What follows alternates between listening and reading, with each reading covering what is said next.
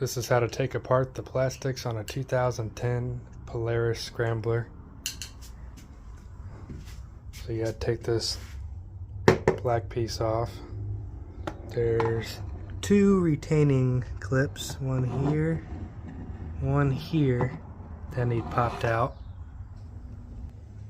This is the 2010 Polaris Scrambler 500. To take the front plastics off,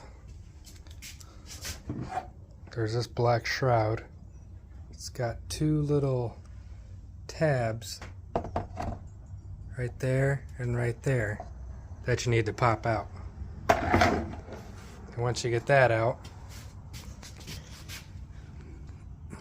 there is a screw right here,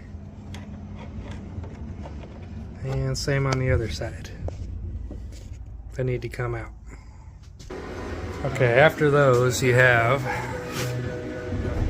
pin here, pin here, pin here. After you get these three out, you got two T25 bolts up here, and then you need the other side pins out.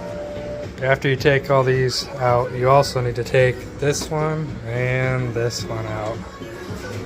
Okay, this is where I'm at now. I took the air filter off, had those two bolts off. There's two bolts that hold on the gas tank. Take those off, and then it looks like I need to take off this hose clamp holding on here. This goes down to the fuel pump over here on the other side. Just gotta disconnect this here, and the fuel tank should come off. Okay, once you have the gas tank out, there's a little air breather intake here on the side. It's got a 10mm bolt.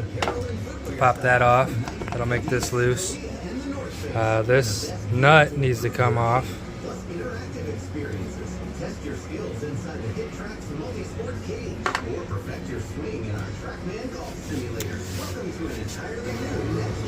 Okay, next you need to put some slack in this hose.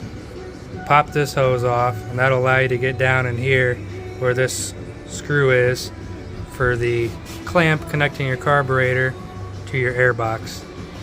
Then you do the same on the other side. Disconnect that clamp for the intake.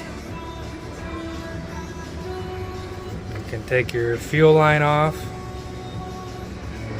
Next, you got to pop the air box out while wiggling it to disconnect this hose from the carburetor. And then, once you get that off, you pop the carburetor off of this boot.